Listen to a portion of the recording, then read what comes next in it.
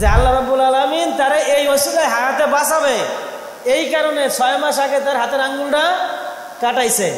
আমি যে আপনাকে অনেক ভালোবাসতেছি, মোহাব্বত করতেছি, আপনি যে আপনার উস্তাদকে অনেক মোহাব্বত করতেছেন, এই যে যে উস্তাদের প্রতি আপনার মোহাব্বত ভালোবাসা, এটা জান্নাতে যেও থাকবে, সেখানে যেও আপনার মনে থাকবে যে আমার উস্তাদ।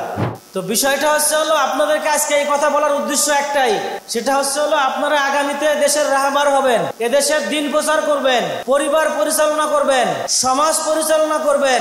একটা কথা সব সময় মনে রাখবেন, ওয়াল কদরি খায়রিহি ওয়া শাররিহি মিনাল্লাহি তাআলা। ওয়াজ একটাই হবে যে আল্লাহ যা করে ভালোর জন্যই করে, ওটার ভিতরেই মঙ্গল।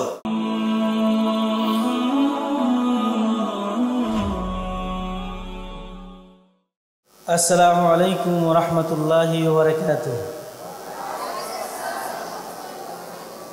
আলহামদুলিল্লাহ, সমস্ত প্রশংসা ওই আল্লাহ রাব্বুল আলামিনের, যেই স্রষ্টা সুস্থ অবস্থাতে আপনাদের সম্মুখে আমাকে আপনাদেরকে দেখার জন্য এবং কিছু বলার জন্য এখানে সুস্থভাবে আল্লাহ রাব্বুল আলামিন আমাকে বসার তৌফিক দান করেছে।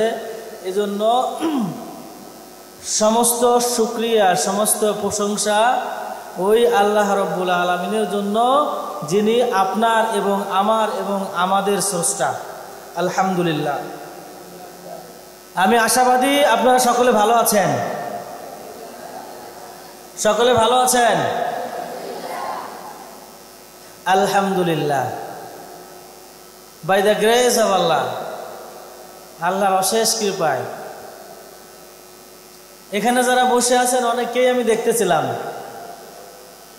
অনেক চেহারাটা আমার খুব পরিচিত, যারা আমার চোখের সামনেই ছোট থেকে আলিফ থেকে শুরু করে এখানে বসে আছেন, তাদেরকে দেখলে সত্যিই ভালো লাগে। কিরকম জানেন, ছোট্ট একটা গাছ আপনি কিনে আনলেন, কিনে এনে নিজের হাতে রোপণ করলেন, সেই গাছটায় প্রতিদিন সকাল বিকেল আপনি পানি দিতেন, গাছে একটা লাঠি বাঁধিয়ে দিচ্ছেন যাতে বাতাসে ভেঙে না ফেলে। ওই গাছটা একটা সময় অনেক বড় হয়ে গেছে, তখন ওই গাছের নিচে গেলে আপনার কেমন লাগবে, এটা আপনি একবার গাছ আগে লাগাবেন, তারপরে দেখবেন বড় হলে যে ওই গাছের নিচে গেলে কেমন লাগে। গাছের অপশন গেলে এটা অনেক লম্বা সময়। ছাগল আছে না, ছাগল আর গরু, এটা খুব সহজে পাওয়া যায়। একটা ছাগল পালবেন, নিজে মাঠে নিয়ে ঘাস খাওয়াবেন, পরে কুরবানি আসলে ওই ছাগলটা কাটতে যান, দেখবেন আপনি সামনে থাকতে পারবেন না, কোনোভাবে থাকতে পারবেন না সামনে। কেন? মায়া। Most dangerous thing in this world. বুঝতে পারছেন? এই পৃথিবীর ভিতরে সব থেকে মারাত্মক জিনিসের নাম হলো মায়া। কি নাম? মায়া, দরদ। এটা কখন হয়? যখন ওই ছোট থেকে করা হয় তখন। একটা ছাত্র এসে হেফজখানায় ভর্তি হলো, সেও স্টুডেন্ট, আর একজন আলিফ থেকে শুরু করে হেফজখানা আসলো, সেও স্টুডেন্ট। দুজনের ভিতরে পার্থক্য আছে না? একজন হতে পারে অতিথি পাখি, যারা শীতকালে আসে, গরম পড়লেই চলে যায়, আর আরেকটা হচ্ছে জাতীয় পাখি, দোয়েল পাখি, 12 মাস কালি আছে। বুঝতে পারছেন? এখন এই যে আপনারা যারা আমার সামনে বসে আছেন, যারা আলিফ থেকে পড়ে পর্যন্ত আসছেন, তাদেরকে আমি যতবারই দেখি ততবারই ভালো লাগে, কারণ তাদের সাথে আমার লম্বা সময় একটা ভালোবাসার আদান প্রদান আছে। অনেক সময় মাদ্রাসা যখন প্রথম আসছে অনেক কান্নাকাটি করতো, তখন আমার আদর করতে হতো, বুঝাইতে হইতো, পাশে নিয়ে বসায় রাখতে হতো। কিছুদিন আগে, অল্প কয়েকদিন আগে, নোরানির একটা ছাত্র আমার কাছে আসছে। তা আমি বললাম, তুমি কি আজকে বাড়ি থেকে আসছো? বললো যে না স্যার, আমি তো মাদ্রাসায় আছি। তাই আমি বললাম, তোমারও তো আমি অনেকদিন দেখি না। বলতেছে স্যার, এখন আমার মন ঠিক হয়ে গেছে, তাই আমি আর নিচে তেমন আসি না। বুঝতে পারছেন? এই যে একটা ভালোবাসা আপনাদের সাথে আমাদের, এটা পবিত্র ভালোবাসা, এই ভালোবাসা উইল বি ফিনিশ, এটা শেষ হবে ইন প্যারাডাইস, জান্নাতে। এখান থেকে যে আপনার আমার ভালোবাসাটা স্টার্ট হয়েছে, এটা ফিনিশিং হবে জান্নাতে। আল্লাহ রাসূলের একটা হাদিস আছে না, যার সাথে যার মোহাব্বত তার সাথে তার কিয়ামত, একটা হাদিস আছে মনে হয় এরকমের। তা আমি যে আপনাকে অনেক ভালোবাসতেছি, মোহাব্বত করতেছি, আপনি যে আপনার উস্তাদকে অনেক মোহাব্বত করতেছেন, এই যে উস্তাদের প্রতি আপনার মোহাব্বত ভালোবাসা, এটা জান্নাতে যেও থাকবে। সেখানে যেও আপনার মনে থাকবে যে আমার উস্তাদ। আপনি মরে গেলেন ভুলে যাবেন এমনটা না। আবার এমনও হতে পারে যে ফুলসিরাতের পাশাপাশি আপনি কান্না করতেছেন, আপনার উস্তাদ পার হয়ে যাওয়ার সময় ঠিক আপনার দিকে নজর পড়ছে, তখন আল্লাহকে রিকোয়েস্ট করে যে আল্লাহ রাব্বুল আলামিন, ওই ছাত্রটা আমার খুব প্রিয় ছিল, আমার খুব সেবা যত্ন করছে, আল্লাহ আমি ওকে রেখে কিভাবে যাই? আর আল্লাহ তো রহমানুর রহিম, হয়তোবা আল্লাহ রাব্বুল আলামিন ওই রিকোয়েস্ট, কারণ যারা জান্নাতে যাবে তাদের কোনো রিকোয়েস্টই আল্লাহ ফিরাবে না। আমরা মুসলমান যারা জান্নাতে যাওয়ার আশা করি, কখনোই কোনোভাবেই আমল দিয়ে জান্নাতে যাওয়া সম্ভব না। কারণ আমরা যা আমল করি তার থেকে বেশি শেষ করে ফেলি। আপনি সকাল থেকে সন্ধ্যা পর্যন্ত যদি জিকির করেন, আর মাগরিবের পর থেকে ঈশা পর্যন্ত 10 জনের গীবত করলেন, সকাল থেকে সন্ধ্যা পর্যন্ত যা কামাইছিলেন, মাগরিব থেকে ঈশা পর্যন্ত শেষ। একটু আপনারা চিন্তা করে দেখেন তো, নামাজ পড়তে গেলে সুবহানা রাব্বিয়াল আ'লা সঠিকভাবে কতজনে পড়েন? যেই নামাজ দিয়ে জান্নাতে যাইবেন, সিজদা দিয়ে সুবহানা রাব্বিয়াল আ'লা 1 টাইম 3 টাইম 3 বার পড়তে হবে না? চিন্তা করেন কয়জনে 3 বার পড়েন আর কয়জনে সঠিকভাবে এটা পড়েন। তাহলে এটা দিয়ে কি যাওয়া যাবে? জান্নাতে যাওয়ার জন্য প্রত্যেকটা মানুষের কোনো না কোনো ওসিলা প্রয়োজন হবে। যেমন কোনো গরিব মানুষকে সহযোগিতা করছেন, কোনো অসুস্থ মানুষকে সেবা করছেন, কোনো আলেমকে খেদমত করছেন, কোনো আলেমকে ঘরবাড়ি করে দিছেন।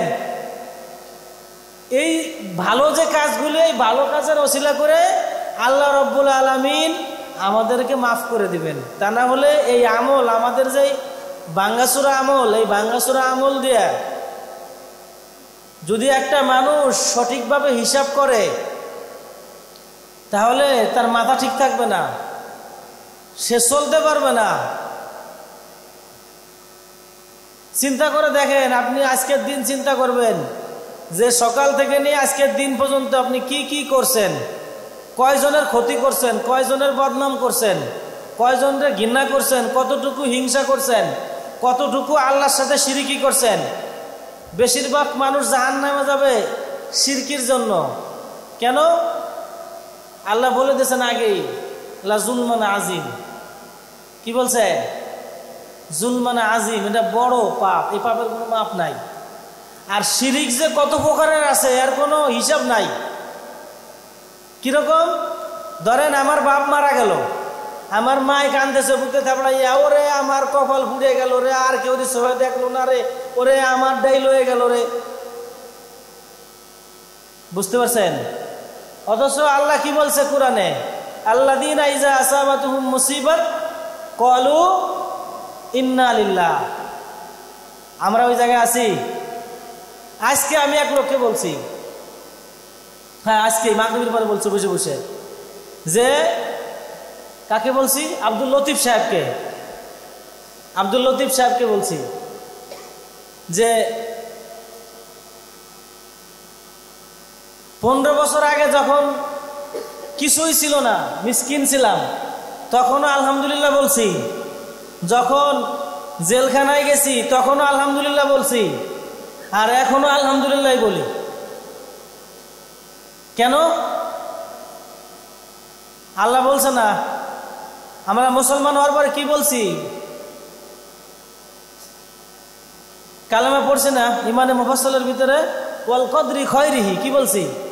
ওয়াল কদরি খয়রিহি ওয়া শাররিহি মিনাল্লাহি তাআলা। আমি ঈমান গ্রহণ করার সময় বলছি যে ভালো এবং মন্দ যাহা কিছু হয় আল্লাহর পক্ষ থেকে হয়, আমি এটার উপরে কি ঈমান আনলাম।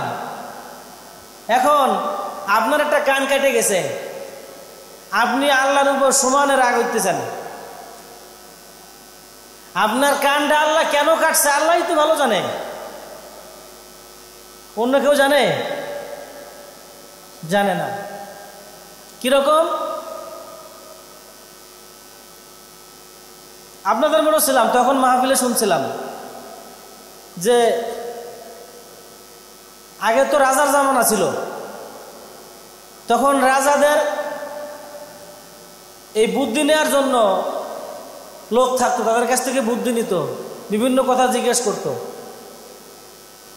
তো রাজার একজন মন্ত্রী ছিল, তাকে যে বিষয়ে জিজ্ঞেস করত সে বলতো উসমে বি খায়ের হে। কি বলতো? উসমে বি খায়ের হে। তো রাজা মশাই মোটামুটি এটা সে হাসির ইয়াতে উড়াই দিত। কিন্তু অনেকদিন পরে কি কেটে গেছে? আঙ্গুল কেটে গেছে।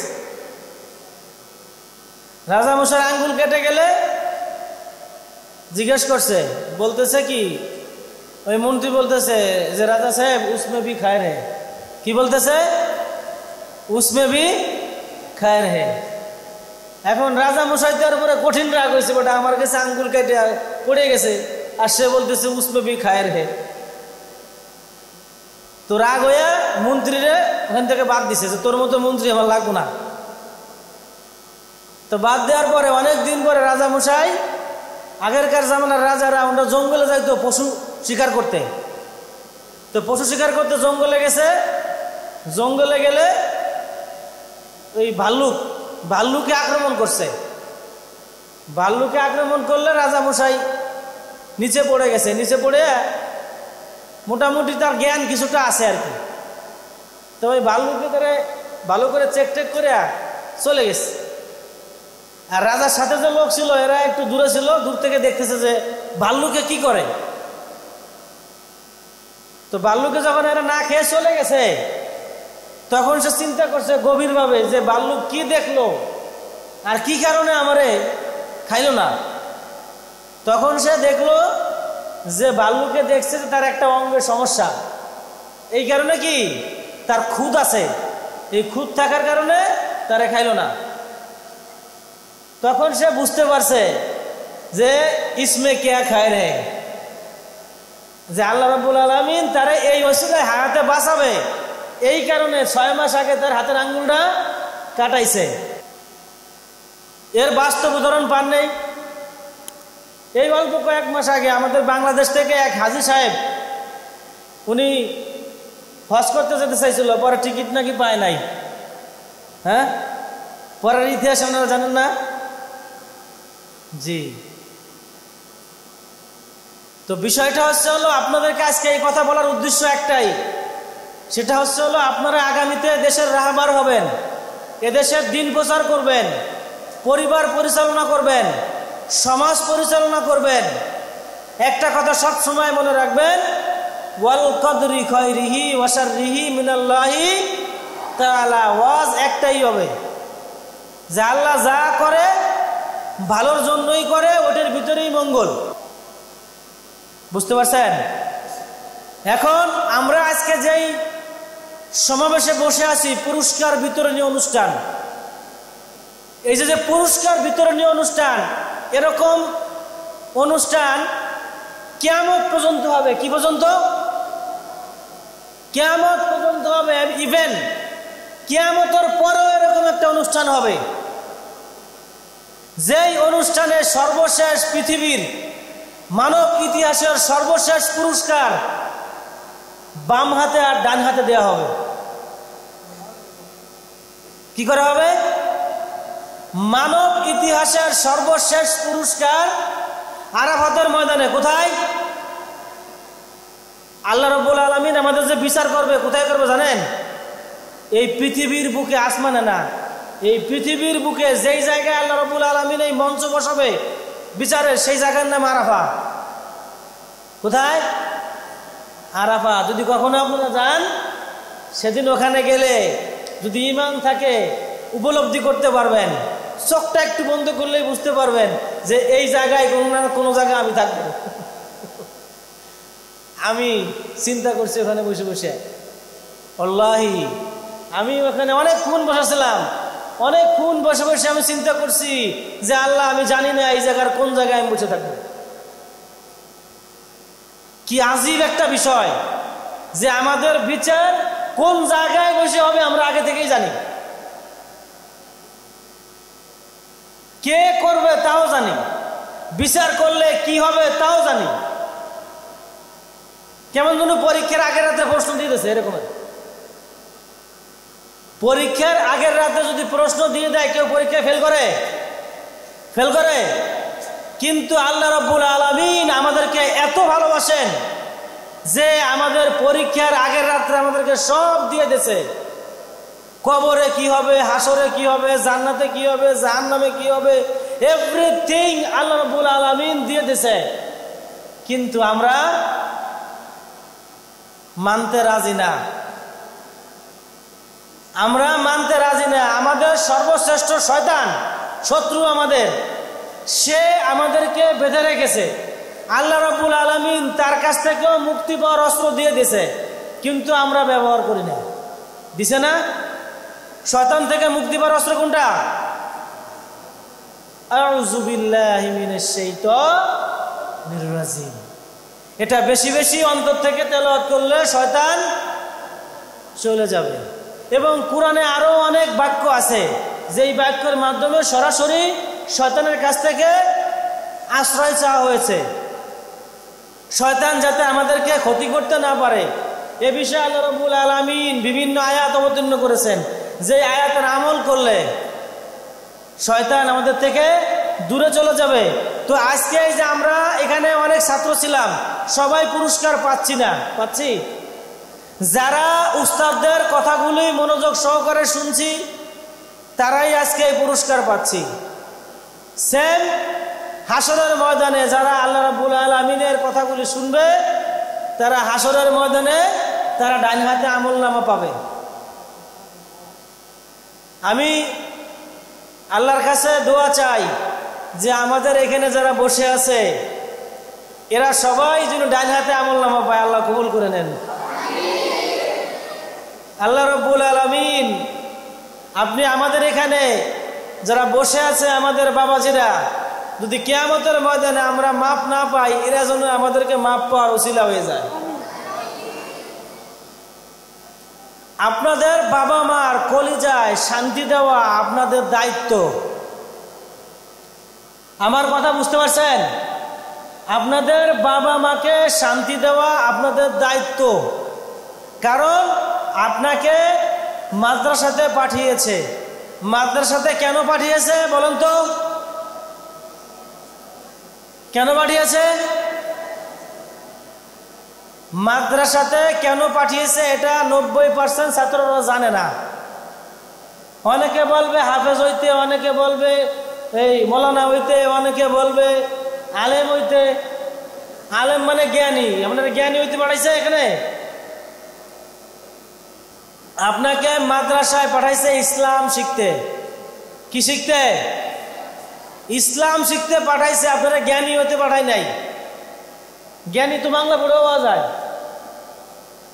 আপনাকে পাঠাইছে ইসলাম শিখতে আল্লাহ রাসূল যে বলছে যে ইসলামকে পরিপূর্ণ করা হয়েছে, সেই পরিপূর্ণ ইসলাম আপনাকে শিখতে এখানে পাঠানো হয়েছে, যেন আপনি দ্বীনের একজন দায়ী হতে পারেন, আপনি একজন ইসলাম প্রচারক হতে পারেন, যেন আপনার কথা হাজার হাজার না লাখ লাখ মানুষ আপনার কথা শুনে এই দ্বীনের পথে আসে।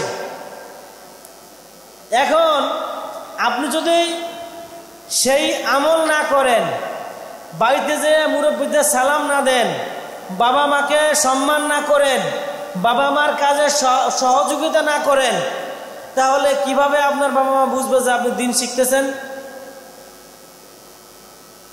এজন্য আমার দাবি সকলের কাছে, ইলম শেখা জরুরি না, দ্বীন শেখা জরুরি, ইসলাম শেখা জরুরি। বুঝতে পারছেন? ভালো একজন মানুষ হওয়া জরুরি, বিশ্ব জয় করা জরুরি না,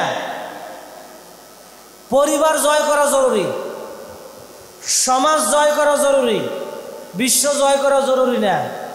বিশ্ব জয় করলে আমাকে জান্নাত দেবে, কিন্তু আমার বাপ মাকে জয় করলে আল্লাহ আমাকে জান্নাত দেবে। বুঝতে পারছেন?